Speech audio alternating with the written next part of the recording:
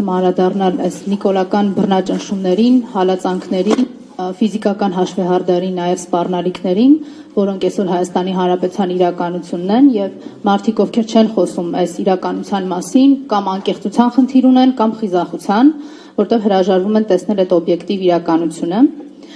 Այս օբյեկտիվ իրականության մեջ շատ կարևոր է նաև այն ժամանակագրության ընդգծումը, որը կա, որովհետև որքան էլ տարօրինակ թվա, բայց նիկոլական իշխանազավթումը եւ այս բռնաճնշումների կիրառումը Հայաստանի քաղաքացիների նկատմամբ ունեցել է իր զարգացման փուլերը, որովհետև սկզբնական շրջանում կարծում եմ կհամաձայնեք, որ դրանք քողարկված էին,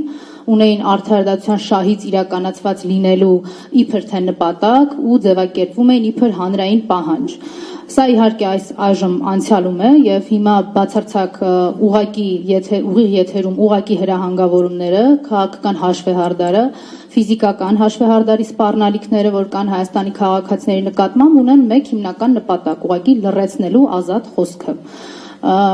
Ազնիվ լինելու համար մենք նաև պիտի փաստենք, որ ազատ խոսքի լռեցումը չէ միակ իրավունքն ու ազատությունը, որ այսօր նպատակ է հետապնդում սահմանափակելու, այլ նաև այս 8 տարիների ընթացքում Հայաստանի Հանրապետությունում այլևս քաղաքական սպանությունների էջը բացված է Նիկոլի համար, որովհետև մարդիկ, ովքեր ունեցել են քաղաքական այլակարծություն, այլևս մեզ հետ չեն, սպանվել են բանտում կամ իրենց համայնքում հաղթանակ տոնելուց հետո, կամ ուղղակի, ինչպես Գառնիկ Պետրոսյանը, ում անուն ազգանշած քչերին այսօր Հայաստանի Հանրապետությունում որևէ բան կասի, ուղղակի ազգային ժողովի նախագահի աթոռին նստելուց հետո 1-2 օրվա ընթացքում հանկարծակի ինքնասպանություն գործած են հայտնաբերում իրեն, իհարկե դուրս թողնելով օբյեկտիվ եւ բազմակողմանի քննության բոլոր հնարավորությունները։ Այս ժամանակագրությունը մեզ հնարավորություն է տալիս հասկանալու, որ մեթոդներն ու եղանակները իհարկե նիկոլական իշխանությունների փոխվել են, բայց բռնաճնշումների էությունը մնացել է մեկը, իր հոգին ըստ էության իր իսկ ասած բառապաշարով փառավորվում է այն ժամանակ, երբ կա Հայաստանի Հանրապետության քաղաքացիների ոտնահարված իրավունքներ եւ ազատություններ։ Այս ամեն ինչի սկիզբը ցավոք ոչ 3 էր, ոչ հունիսի 7-ը եւ ոչ էլ ամենևին հետպատերազմյան ժամանակահատվածը, որը կարող ենք բնութագրել իբր անկայունությունների եւ արտաքին մարտահրավերների համար առավել ցայտուն ժամանակաշրջան։ Սա սկսվել է հեռավոր 2018 թվականին, որովհետեւ այն իշխանազավթումը, որը տեղի է ունեցել, իհարկե տեղի է ունեցել Թավշյա վերնագրերի ներքո, բայց ամբողջությամբ լցված էր կազմակերպված եւ ուղղորդված ատելության խոսքով, հաշվեհարդարի սպառնալիքներով, որոշ դեպքերում անգամ այդ հոգեբանական բռնության ուղղակի գործադրմամբ։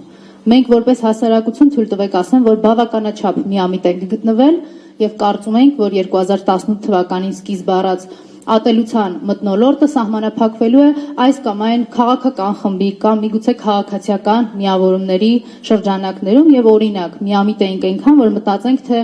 անձեռմխելիություն ունեցող անձանց նկատմամբ կարող է այդ հաշվեհարդարի դրսևորումները լինեն, բայց այն մեզ հաստատ դա չի հասնելու։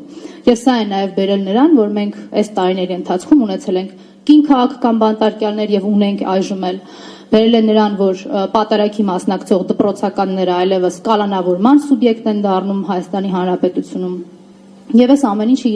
իրականում պիտի ձևավորի միայն հանրային իմունիտետ, որտեղ ակնհայտ է, որ այսօր Հայաստանի Հանրապետությունում պետաիշխանական լիազորություններով օժտված որևէ ինստիտուտ պատրաստ չէ զբաղվել Հայաստանի քաղաքացիների իրավունքներով ու ազատություններով։ Ես ամփոփելով միտքս ուղղակի ուզում եմ ասել, որ լինելով այն կուսակցության կազմակերպության անդամ, որը այս տարիների ընթացքում բազմաթիվ բռնաճնշումների է ենթարկվել, մենք երբևէ չենք տարանջատել այն անձանց, ում իրավունքները սահմանափակվում են, այսօր էլ քաղաքական հալածանքների միջով անցնող ցանկացած անձի ողբերգությունը մեզ համար ցավալի է, մենք հասկանում ենք դրա անդառնալիությունը, այն հետևանքները, որ կարող են առաջանալ յուրաքանչյուրի ճակատագրի եւ նաեւ հասարակական իմաստով մեր երկրի ճակատագրի մասին տրամաբանության մեջ ու հիմք ընդունելով այս ամենը նաեւ համարում ենք, որ հանրային իմունիտետի ձևավորումը հենց այսպիսի նախաձեռնություններով նաեւ միակ ճանապարհն է պաշտպանելու Հայաստանի քաղաքացիների իրավունքներն ու ազատությունները։